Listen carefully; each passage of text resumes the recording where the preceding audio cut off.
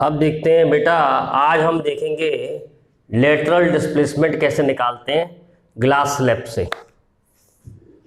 तो आज के टॉपिक का नाम है लेटरल डिस्प्लेसमेंट। लेटरल डिस्प्लेसमेंट कैसे निकालते हैं वो सिखाते हैं आज हम आपको। और लेटरल डिस्प्लेसमेंट का मतलब क्या होता है। जैसे ये एक ग्लास स्लैब है, ये ग्लास स्लैब है और ये इंसिडेंट रे है, इसका एंगल ऑफ इंसिडेंस बन रहा है आई।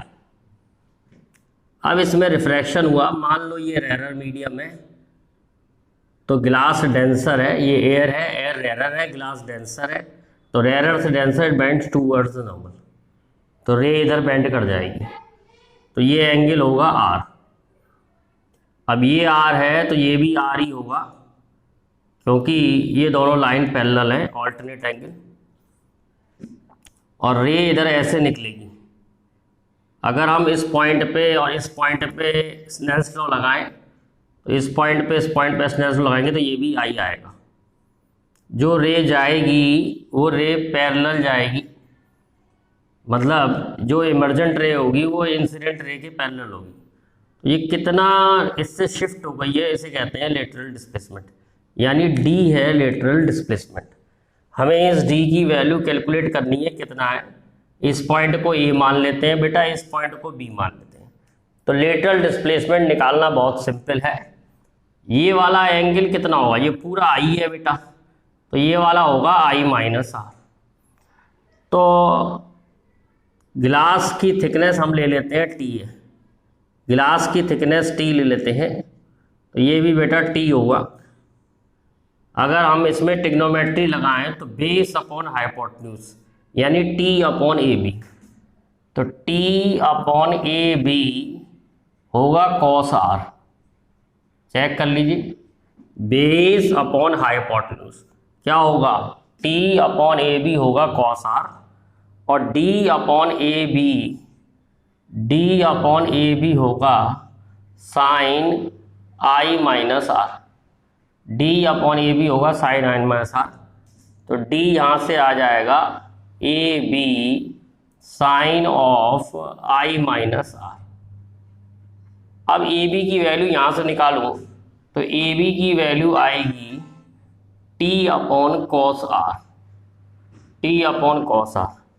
तो डी की वैल्यू हो गई T upon cos R sine of I minus R. तो ये फार्मूला है लेटरल डिस्प्लेसमेंट का। एक तो ऐसे याद कर सकते हैं, और चाहो तो T upon cos R, 1 upon cos R को सेक आर भी लिख सकते हैं, तो T sec R sine of I minus R. तो इस तरीके से आप इसको सॉल्व कर सकते हैं, इसे हम कहते हैं लेटरल डिस्प्लेसमेंट। तो लेटरल डिस्प्लेसमेंट मतलब जो पैरेलल रेज निकल रही हैं उनके बीच के डिस्टेंस को लेटरल डिस्प्लेसमेंट कहते हैं। फिर समझा देते हैं एक बार। मान लो आई एंगल ऑफ इंसिडेंस है, आर एंगल ऑफ रिफ्रैक्शन हो गया, तो ये वाला जो एंगल बचेगा ये बचेगा आई माइनस आर। ये एंगल आर है तो ये भी आई होगा। अगर मैं इन दोनों पॉइंट पे स्नेल्स लॉ लगाऊंगा तो ये दोनों बराबर आएंगे। लगा के दिखा देता हूँ, ये μ1 है, ये μ2 है। तो पहला हम लिखेंगे μ1 sine I is equal to μ2 sine R, μ2 sine R, और इस पॉइंट पे लगाएंगे तो μ2 sine R is equal to μ1 sine E. इसको एंगल को ई मान लेता हूँ मैं, मान लो ई मान लेता हूँ। तो अगर कंपेयर करेंगे तो आई और ई बराबर आएंगे, इसीलिए ये वाली रे और ये वाली रे पैरेलल होगी। अब इन पैरेलल रेज के बीच में जो डिस्टेंस है वो डी है, तो डी हमें निकालना है।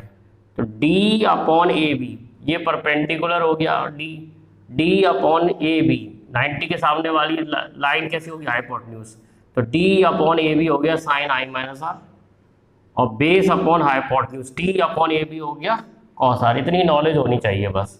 तो ए बी की वैल्यू आ गई टी अपॉन कॉस आर, तो ए बी की वैल्यू पुट कर दिए T upon cos R, 1 upon cos R sec R होता है, सॉल्व करके ले आएंगे, डी आ जाएगा T sec R sine I minus R. इस तरीके से इतनी आसानी से सॉल्व करा जा सकता है lateral displacement.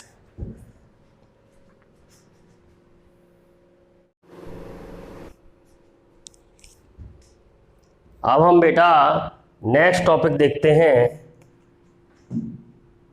Relation between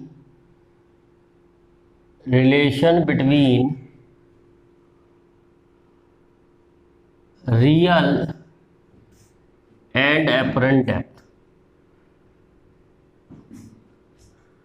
relation between real and apparent depth. Real और एपरेंट डेप्थ में क्या रिलेशन होती है, तो पहले समझेंगे रियल और एपरेंट डेप्थ क्या होती है। मान लो ये दो मीडियम है, ऊपर वाले को एयर मान लेते हैं और नीचे वाले को वाटर मान लेते हैं। कहने का मतलब है वाटर में कोई चीज़ रखी हुई है यहाँ पर, तो आपको इसकी इमेज जहाँ दिखाई देगी वो इसकी एपरेंट डेप्थ होगी। इसकी रियल डेप्थ डी है, इसकी रियल डेप्थ कितनी है, डी। तो हमेशा याद रखना रे ऑब्जेक्ट में से निकलती है, रे ऑब्जेक्ट में से निकलेगी, and since it is going from rare to denser to rare it will bend away from normal. Denser से रेयर जा रही है, अवे फ्रॉम नॉर्मल। ये एंगल जो है ये आर मान लेते हैं, इस एंगल को आई मान लेते हैं। तो आई इंसिडेंट एंगल है, आर रिफ्लेक्शन एंगल है, और एक रे ये ले लेते हैं।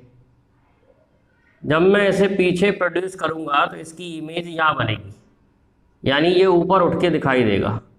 तो ये है इसकी एपरेंट डेप्थ। एपरेंट डेप्थ को डी डैश से लिख रहा हूँ और रियल डेप्थ को डी से लिख रहे हैं। रियल डेप्थ है वो डी है। अब हम निकालेंगे कि ये डी डैश डी के टर्म में कितना है।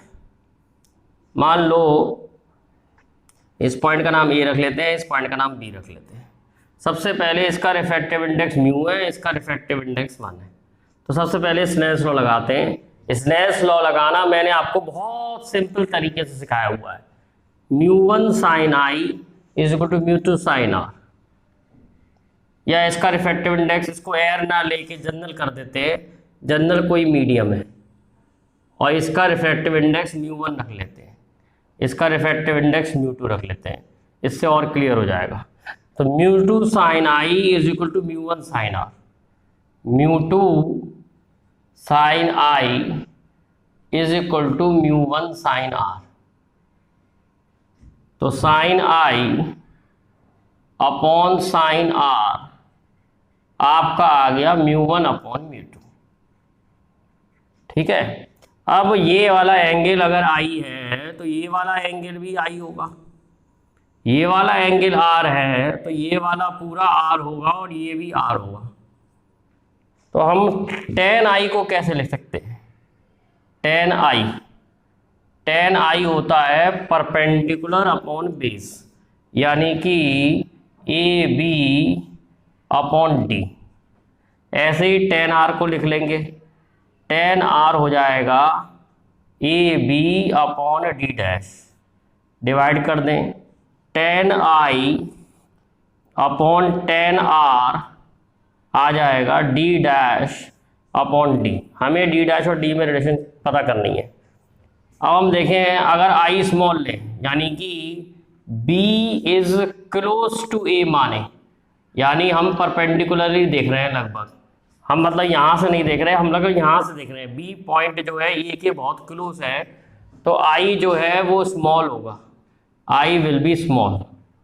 तो स्मॉल एंगल के लिए tan i can be approximated as sin i। tan i can be approximated sin i, मतलब i को हम sin i मान सकते हैं। अब tan i upon tan r क्या आ जाएगा, sin i upon sin r is equal to D dash upon D.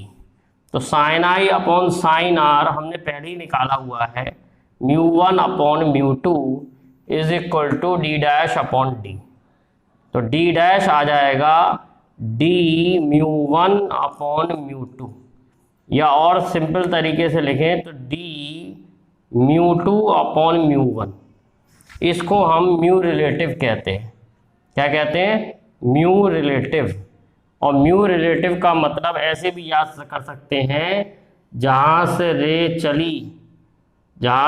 चली अपॉन जहाँ रे गई, चली जहाँ रे गई, ऐसे याद कर सकते हैं। जैसे रे चली है μ2 से और जा रही है μ1 में, तो μ2 अपॉन μ1 हो जाएगा mu relative.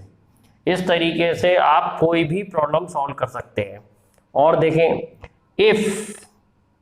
If one medium is air, अगर एक मीडियम एयर है, if one medium is air, यानी μ1 की वैल्यू 1 है और μ2 की वैल्यू μ है, तो ये फार्मूला और सिंपल बन जाता है, apparent depth is equal to real depth divide by mu.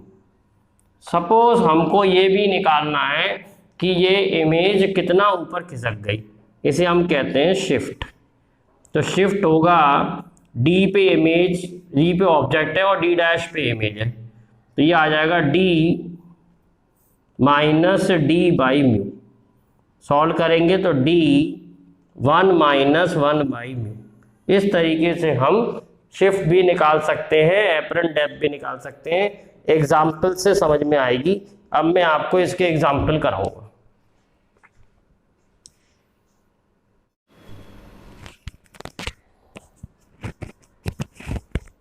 अब बेटा एपरेंट डेप्थ और रियल डेप्थ से रिलेटेड कुछ एग्जाम्पल देखेंगे। सबसे पहले देखेंगे apparent depth. Apparent depth if more than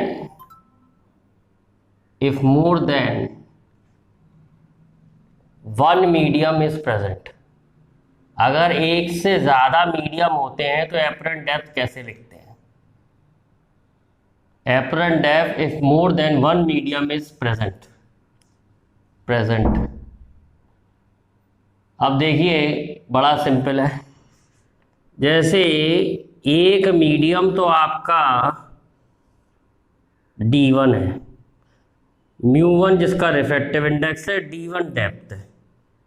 एक मीडियम जो है उसकी डेप्थ D2 है और इसका रिफ्रैक्टिव इंडेक्स μ2 है। तो अगर इस केस में आपको एपरेंट डेप्थ निकालनी हो तो फार्मूला वही रहेगा जो पहले था, इसकी डेप्थ इसका refractive index D1 upon μ1 divide by जिस मीडियम में आई है। आई इस केस में यहाँ पर है, तो आई का रिफ्रैक्टिव इंडेक्स 1 है, तो रिलेटिव लेना होता है। तो जो मीडियम की डेप्थ है वो ले ली D1, μ1 रिफ्रैक्टिव इंडेक्स ले लिया इस मीडियम का, और एयर में अगर है तो μ1 से डिवाइड करना चाहिए। 1 से डिवाइड ना करो तब भी आंसर आ जाएगा, लेकिन करना चाहिए, इससे और चीज़ समझ में आएंगी। D1 by μ1 plus D2 by μ2, μ1 medium का डिवाइड बाई जहाँ पर आँख है, μ2 मीडियम का डिवाइड बाई जहाँ पर आँख है। तो ये फार्मूला बन जाएगा सॉल्व करके D1 by μ1 plus D2 by μ2। ऐसे ही शिफ्ट का फार्मूला, अगर हमें निकालना हो शिफ्ट कितनी है, तो शिफ्ट का फार्मूला हो जाएगा D1 1 minus 1 by μ1 plus D2 1 minus 1 by μ2। तो ये शिफ्ट का फार्मूला आ जाएगा। ऐसे कितने भी मीडियम हो हम सॉल्व कर सकते हैं। अभी 2 के लिए बताया है आपको। अब मैं आपको एक एग्जाम्पल कराऊंगा जिसमें हमें ये लगाना पड़ेगा, तो समझ में आएगा। मैं 2-3 एग्जाम्पल कराता हूँ जिससे क्लियर हो जाएगा। ये इसके क्वेश्चन नीट में भी आते हैं, इसके क्वेश्चन बोर्ड में भी जाते हैं। अब देखिए, जैसे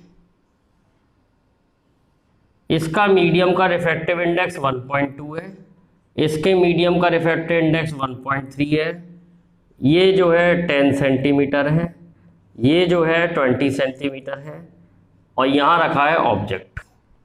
आपको निकालना है इसकी यूँ देखने पर, यहाँ से देखने पर इसकी एपरेंट डेप्थ कितनी होगी। तो पहले तो हम एपरेंट डेप्थ का फॉर्मूला लिख लेते हैं। एपरेंट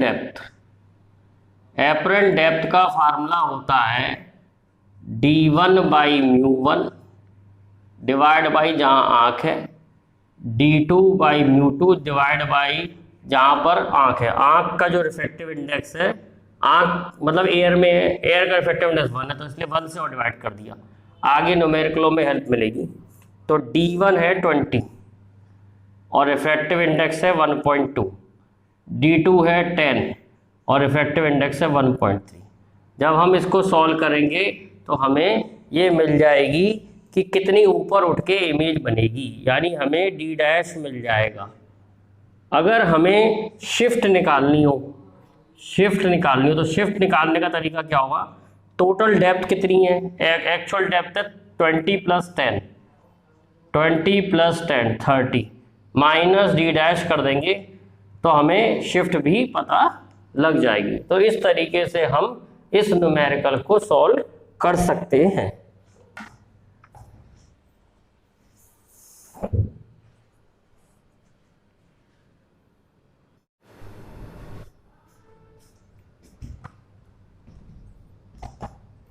अब बेटे एक प्रॉब्लम देखते हैं, bird and fish problem. Bird and fish problem बड़ी इंपॉर्टेंट प्रॉब्लम है।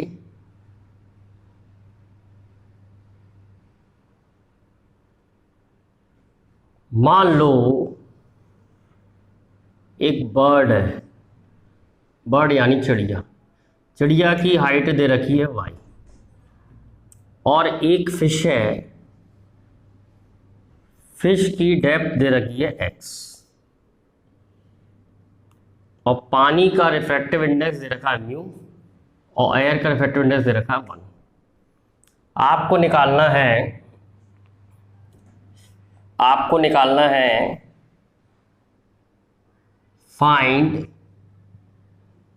Depth of bird, sorry find depth of fish as seen by bird. देख कौन रहा है, बर्ड। तो मैंने बताया था एपरेंट डेप्थ निकालने का तरीका क्या है। पहले इसकी डेप्थ ले लेते हैं y, इसका रिफ्रैक्टिव इंडेक्स 1 और जिसमें आंख है उसका रिफ्रैक्टिव इंडेक्स 1, क्योंकि बर्ड देख रही है तो आंख जो है बर्ड में है, बर्ड वाले मीडियम में है और उसका रिफ्रैक्टिव इंडेक्स 1 है, plus x divide by mu और आंख का रिफ्रैक्टिव इंडेक्स 1। तो आंसर आ गया y plus x by mu. ऐसे ही इसका उल्टा सवाल आता है, find height of bird, find height of bird as seen by fish. इसका क्या तरीका है, एपरेंट हाइट को चलो h डैश से लिख लेते हैं, या h डैश से या h से लिख लो, h डैश से लिख लिया। अब फिश दिख रही है तो इसका रिफ्रैक्टिव इसकी हाइट है y डिवाइड बाई इसका रिफ्रैक्टिव इंडेक्स और डिवाइड बाई जहां से देख रहे हैं आंख, जहां पर है आंख का रिफ्रैक्टिव इंडेक्स है म्यू प्लस x। ये था, एक मिनट गलत हो गया शायद। सबसे पहले हमें निकालना है कितनी हाइट पे दिखाई देगा, तो h is equal to y divide by 1 refractive index mu. आंख का रिफ्रैक्टिव इंडेक्स ये था, इस मीडियम का रिफ्रैक्टिव इंडेक्स 1 है और आंख का जो रिफ्रैक्टिव इंडेक्स है वो म्यू है तो म्यू से डिवाइड कर दिया, प्लस x और x का रिफ्रैक्टिव इंडेक्स है म्यू और जहां आंख है उसका रिफ्रैक्टिव इंडेक्स भी म्यू है। तो ये सॉल्व करेंगे तो ये आ जाएगा x plus mu times y। तो इतनी हाइट पे दिखाई देगी बर्ड फिश को और इतनी डेप्थ पे दिखाई देगी फिश बर्ड को। ये बहुत इंपॉर्टेंट क्वेश्चन है, ये बहुत इंपॉर्टेंट क्वेश्चन है।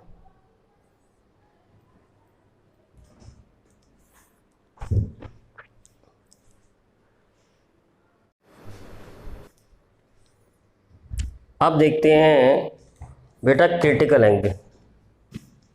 क्रिटिकल एंगल क्या होता है, बहुत इंपॉर्टेंट है। Critical angle and total internal reflection बहुत इंपॉर्टेंट टॉपिक है। हमने पढ़ा है जब रे डेंसर से रेयर जाती है तो it bends away from normal. अगर मैं एंगल ऑफ इंसिडेंस को और बढ़ाऊं जिससे एंगल ऑफ रिफ्रैक्शन बढ़ के 90 हो जाए तो इस एंगल को कहते हैं क्रिटिकल एंगल। तो क्या डेफिनेशन है, angle of incidence, angle of incidence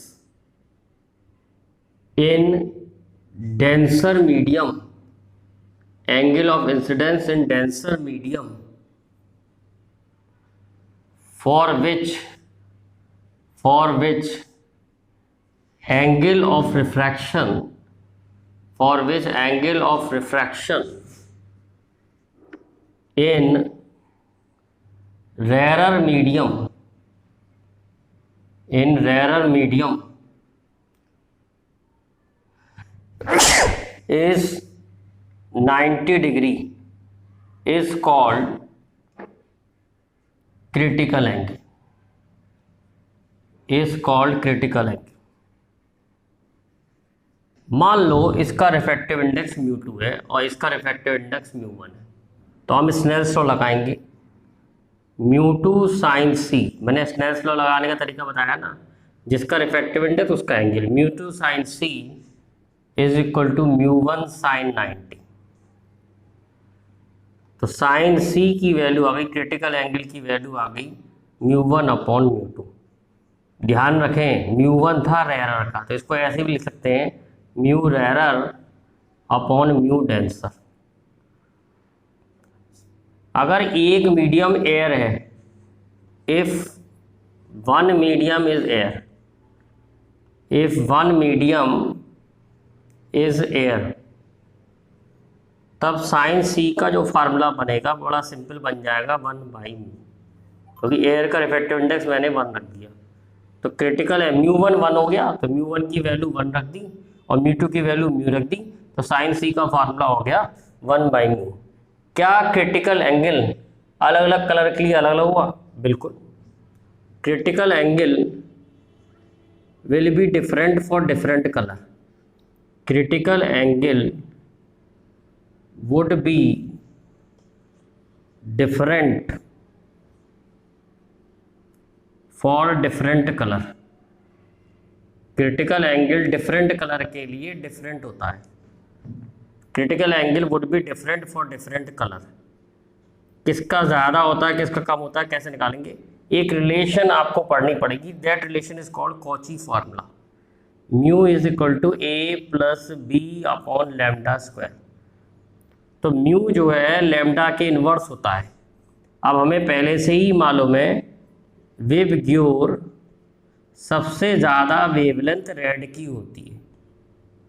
तो अगर हम जानने की कोशिश करें कि क्रिटिकल एंगल की क्या रिलेशन होगी, तो lambda of red is greater than lambda of violet.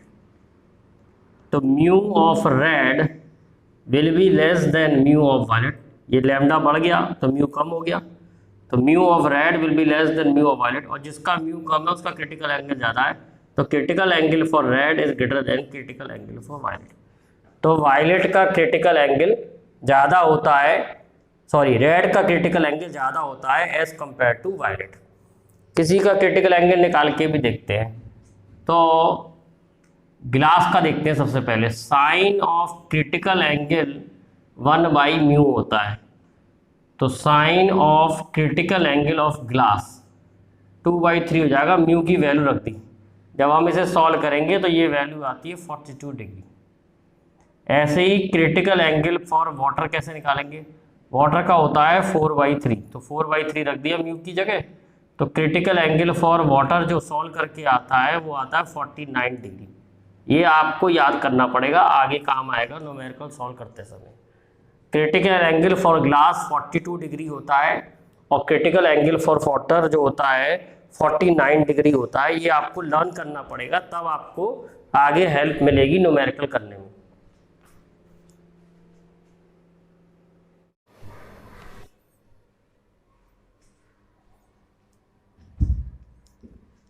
अब देखते हैं बेटा, आज हम देखते हैं टोटल इंटरनल रिफ्लेक्शन क्या होता है। Total internal reflection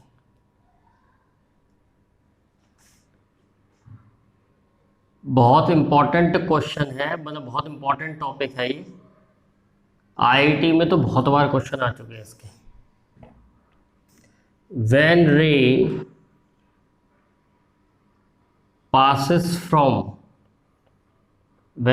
passes from denser to rarer medium, when ray passes from denser to rarer medium and angle of incidence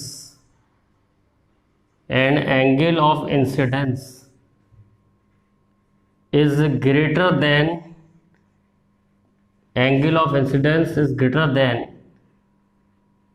critical angle,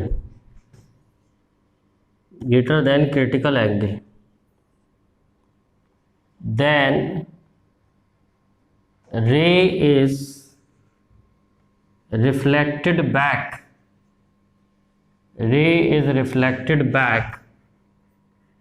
in same medium.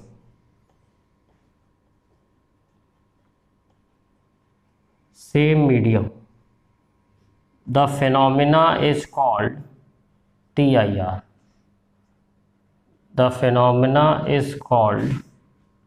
TIR use किया है total internal reflection. अब देखिए, जैसे ये आपकी रे है, ये होता जब ही है जब रे डेंसर से रेरर जाती है। रेरर से डेंसर में ये केस नहीं आता है। डेंसर से रेरर जाएगी away from normal, critical angle पर जाएगी तो 90 डिग्री पर जाएगी। अब क्रिटिकल एंगल से ज़्यादा बड़े एंगल पे जाएगी तो रे उसी मीडियम में लौट आ जाएगी और रिफ्लेक्शन का लॉ फॉलो होने लगेगा, यानी कि angle I is equal to angle R. इसको हम कहते हैं टोटल इंटरनल रिफ्लेक्शन। दो कंडीशन है टोटल इंटरनल रिफ्लेक्शन के लिए। पहला, रे डेंसर से रेरर जानी चाहिए। दूसरा, angle of incidence critical angle से बड़ा होना चाहिए जब होता है टोटल इंटरनल रिफ्लेक्शन। अब टोटल इंटरनल रिफ्लेक्शन के कुछ एग्जाम्पल समझेंगे और कुछ न्यूमेरिकल भी करेंगे TIR से रिलेटेड। कुछ फिनोमेना है जो TIR पर डिपेंड है, जैसे टोटली रिफ्लेक्टिंग प्रिज्म।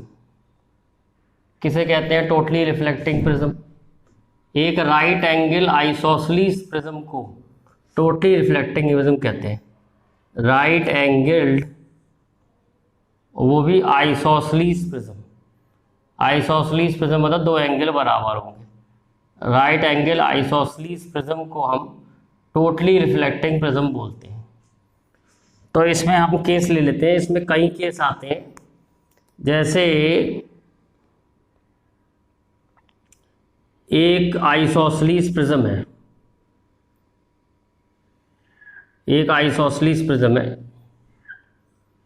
ये वाला एंगल 45 है, ये वाला एंगल 45 है और ये वाला एंगल 90। तो अगर मैं इसमें यहाँ से रे लूँ तो यहाँ तो एंगल ऑफ इंसिडेंस ज़ीरो हो गया, नॉर्मल के संग है, तो एंगल ऑफ रिफ्रैक्शन भी ज़ीरो होगा, सीधे निकल जाएगी। अब जब रे डेंसर से रेरर जा रही होती है तो ये हमें हमेशा चेक करना पड़ता है कि कहीं एंगल क्रिटिकल से बड़ा तो नहीं है। तो क्रिटिकल एंगल ग्लास के लिए 42 होता है, याद करना पड़ेगा। क्रिटिकल एंगल ग्लास के लिए 42 होता है, बताया भी था। ये एंगल 90 है, ये एंगल 45 हो गया, ये नॉर्मल हो गई, ये वाला एंगल भी 45 हो गया। क्योंकि 45 क्रिटिकल से बड़ा है इसलिए यहाँ पर टोटल इंटरनल रिफ्लेक्शन होगा, रे बाहर नहीं जाएगी। तो जितने एंगल से आई है उतने एंगल से मुड़ जाएगी। तो यहाँ पर 45 डिग्री से ऐसे मुड़ जाएगी। अगर हम देखें हुआ क्या, एक्चुअली में रे 90 डिग्री बेंड कर गई। तो ये वाला केस यूज़ करते हैं हम, टू बेंड रे बाय 90 डिग्री। टू बेंड रे बाय 90 डिग्री। तो 90 डिग्री बेंड करने के लिए हम इस तरीके से लगाते हैं। एक और देख लेते हैं इसका, एक केस और देख लेते हैं, केस 2। जैसे प्रिज्म को हमने ऐसे रख दिया, ये वाला एंगल 45 है, ये वाला एंगल 90 है और ये वाला एंगल 45 है। अब रे आ रही है ऐसे, तो ये वाला एंगल 90 होगा, ये वाला अगेन 45 होगा। नॉर्मल बनाऊंगा तो ये वाला एंगल 45 होगा। तो अगेन ये क्रिटिकल से बड़ा है। जब भी क्रिटिकल से बड़ा होगा रे बाहर नहीं जाएगी, टोटली इंटरनली रिफ्लेक्ट होगी। तो टोटल इंटरनल रिफ्लेक्शन हो गया 45 पे। अब देखेंगे तो ये 45 आएगा, ये भी 45 आएगा। नया नॉर्मल बनाएंगे तो ये भी 45 आ जाएगा। फिर बड़ा है क्रिटिकल से, फिर TIR होगा। तो एक बार और TIR होगा, 2 बार TIR होगा। तो रे ऐसे गई थी और ऐसे लौट के आई, तो कितना रे बैंड हो गई, 180 डिग्री बैंड हो गई। तो टू बैंड रे बाय 180 डिग्री, ऐसा यूज़ करते हैं हम इसे। एक और केस यूज़ करते हैं, केस 3 इसका। जैसे प्रिज्म को हमने ऐसे रख दिया, ये 90 है, ये 45 है, ये 45 है। मान लो ये 2 रे आ रही हैं, एक ऑब्जेक्ट है ऐसे रखा हुआ है। तो पहले रेडर से डेंसर जाएगी, बेंड टूवर्ड्स नॉर्मल, रेडर से डेंसर जाएगी, बेंड टूवर्ड्स नॉर्मल। यहाँ पर ये एंगल क्रिटिकल से बड़ा होगा ज़रूर, तो ये TIR होगा, यहाँ पर भी TIR होगा और फिर ऐसे रे बाहर निकल आएगी। अगर ध्यान से देखें, ऊपर वाली रे तो नीचे हो गई और नीचे वाली रे ऊपर हो गई। इसका मतलब क्या हो गया, ये इमेज सीधी हो जाएगी। तो हम इमेज को सीधी करने के लिए भी यूज़ कर सकते हैं, टू इरेक्ट एंड इमेज। तो इमेज को इरेक्ट करने के लिए टोटली रिफ्लेक्टिंग प्रिज्म का यूज़ होता है। 3 यूज़ बताए मैंने आपको। अगर हमें 90 डिग्री बैंड करनी है तो एक फेस पे ऐसे डालो, और अगर हमें 180 डिग्री बैंड करनी है तो जो लार्जेस्ट फेस है उस पर डालो 180 डिग्री बैंड होगी। और अगर ऐसे रख के इस पर बैंड डालेंगे इस पर रे, तो इससे इमेज इरेक्ट हो जाएगी। तो तीन तरीके से यूज़ होता है टोटली रिफ्लेक्टिंग प्रिज्म। इसमें प्रिज्म में TIR होता है।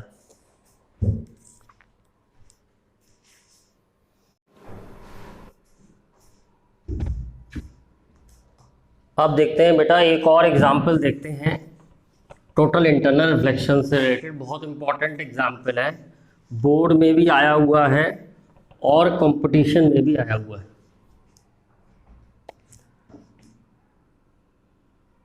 Fish will see outside world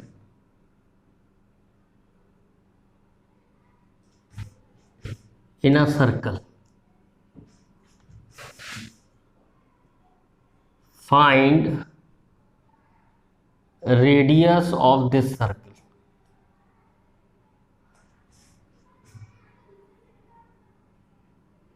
अब देखिए, जैसे ये वाटर का सरफेस है और ये फिश है। हमें मालूम है रे कैसे बन जाएगी। जैसे रे ये जा रही है डेंसर से rare, it bends away from normal. फिर जब रे क्रिटिकल पे जाएगी तो ये एंगल 90 हो जाएगा। तो क्रिटिकल के बाद जाएगी तो ये लौट आएगी। इसका मतलब क्रिटिकल के बाद रे बाहर नहीं जाएगी। तो रे जिस रास्ते जाती है उसी रास्ते आती है। इसको हम कहते हैं principle of reversibility of light. रे जिस रास्ते बाहर जाती है उस रास्ते अंदर आती है, इसके बाद बाहर की रे अंदर नहीं आएगी, यानी बाहर की चीज़ दिखाई नहीं देगी। ऐसा इस तरफ नहीं, ऐसा सब तरफ होगा। इस तरफ भी ऐसा होगा। रे जो है क्रिटिकल एंगल के बाहर नहीं जाएगी, तो बाहर से कोई रे अंदर नहीं आएगी। क्रिटिकल एंगल के बाद इस फिश को दिखना बंद हो जाएगा। ऐसा इधर भी होगा, इधर भी होगा, इधर भी होगा, इधर भी होगा, इधर भी होगा। तो ये जो एक बनेगा, ये सर्कल बनेगा, इस सर्कल का हमें रेडियस निकालना है। तो बड़ा सिंपल है। मान लो फिश की डेप्थ h है, ये वाला एंगल क्रिटिकल होगा, ये वाला एंगल भी क्रिटिकल होगा। अगर इस कोण का एंगल पूछेगा तो ट्वाइस ऑफ क्रिटिकल। अगर इस कोण का एंगल पूछेगा तो ट्वाइस ऑफ क्रिटिकल। रेडियस पूछेगा तो कैसे सॉल्व करेंगे? तो हम जानते हैं tan c इस ट्रायंगल से आ जाएगा R upon H. Tan C बेटा, tan C perpendicular upon base, तो आर अपॉन एच आ गया। और हम पहले से भी जानते हैं कि साइन सी 1/μ होता है, क्योंकि साइन सी 1/μ होता है, तो 1/μ साइन सी के लिए बना दिए ट्राइंगल, ये आ गया μ² -1। तो साइन सी से हम टेन सी लिख सकते हैं। टेन सी की वैल्यू हो गई 1/√ऑफ μ² -1 is equal to R upon H. तो रेडियस आ रहा है h अपॉन √ऑफ μ² -1। यानी ये जो h है, ये r है, ये h पे भी डिपेंड करेगा। जितना ज़्यादा डेप्थ होगी उतना बड़ा सर्कल बनेगा फिश के लिए, लेकिन ये एंगल चेंज नहीं होगा। चाहे कितनी भी डेप्थ हो, ये एंगल ट्वाइस ऑफ क्रिटिकल ही होगा, यानी 49 + 49 98 डिग्री होगा। अगर पूछे एरिया कितना होगा, एरिया ऑफ सर्किल कितना होगा, तो एरिया ऑफ सर्किल होता है πr², तो πh² अपॉन μ² -1। तो ये हमारा एरिया निकला है। इस तरीके से हम ये फिश वाली प्रॉब्लम सॉल्व करते हैं। फिश वाली प्रॉब्लम टोटल इंटरनल रिफ्लेक्शन पे बेस है, और ये एग्जाम्पल कई जगह आ चुका है, बोर्ड में भी आ चुका है, IIT में भी आ चुका है, डिफरेंट एग्जामों में आ चुका है। तो चाहो तो ये फॉर्मूला आप लर्न भी कर सकते हैं।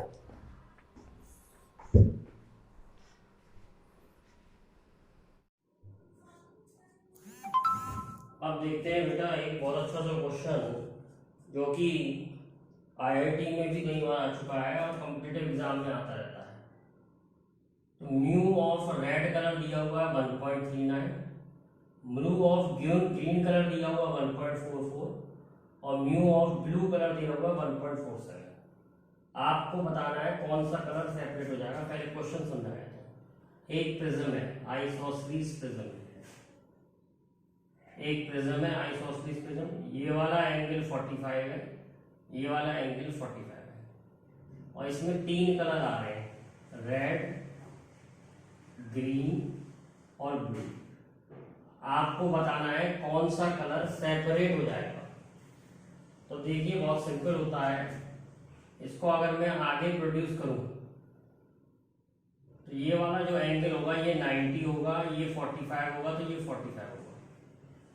अब मुझे ये मालूम है कि अगर 45 क्रिटिकल से बड़ा होगा तो उसका TIR होगा। तो हम कह सकते हैं sine 45 greater than sine critical होगा तो TIR होगा। साइन 45 1/√2 होता है, और साइन सी 1/μ होता है, तो 1/√2 ग्रेटर देन 1/μ, तो TIR होगा। तो म्यू इज ग्रेटर देन √2 पर TIR होगा। ये TIR होने की कंडीशन है, यानी म्यू की वैल्यू अगर 1.414 से बड़ी है तो TIR होगा। अब ध्यान से देखें इसमें, तो म्यू की वैल्यू रेड की छोटी है, तो रेड का TIR नहीं होगा, तो रेड बाहर आ जाएगा। ग्रीन 1.44 1.414 से बड़ा है, तो इसका TIR हो जाएगा। और ब्लू 1.47 है, इसकी भी वैल्यू 1.41 से 4 बड़ी है, इसका भी TIR हो जाएगा। तो ब्लू और ग्रीन यहां से निकलेंगे, और रेड कलर विल सेपरेट। यही पूछ रहा था कौन सा कलर सेपरेट होगा, तो रेड कलर विल सेपरेट। तो ये मैंने आपको बहुत आसान तरीके से करना बताया है। ये एग्जाम्पल बहुत ज्यादा इंपॉर्टेंट है।